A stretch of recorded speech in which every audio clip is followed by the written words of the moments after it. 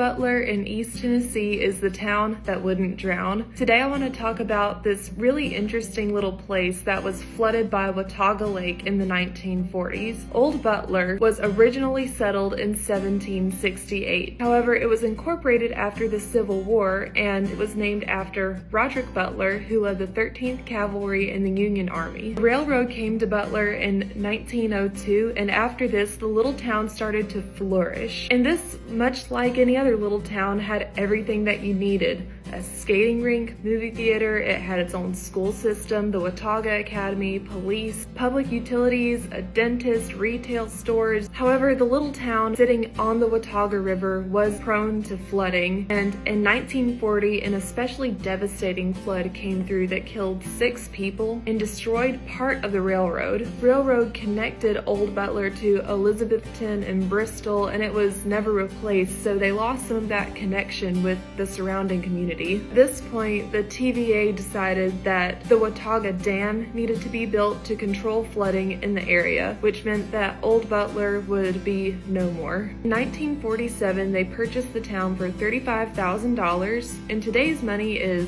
$483,412.39, just under $500,000 for a town.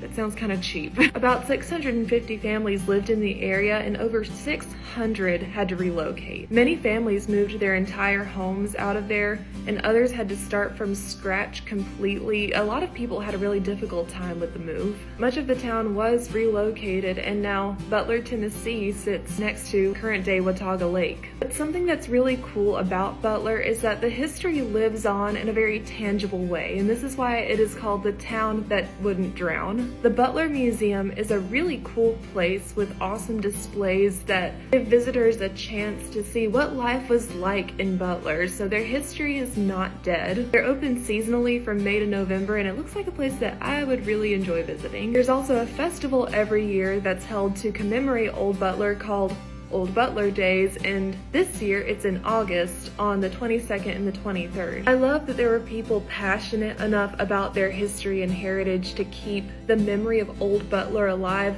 Those are my people. To end this video, I will leave you with some lyrics from Old Crow Medicine's show, whose song Half Mile Down is about Old Butler, Tennessee. They come down from Washington City to our Blue Ridge Mountain home and across that crooked river to the valley down below. I was swimming in that water when they came up to the shore, saying, "Sorry, son, this won't be dry land here anymore." Yes, my hometown is a half mile down. It's a half mile of water all around, all around. My hometown is a half mile down.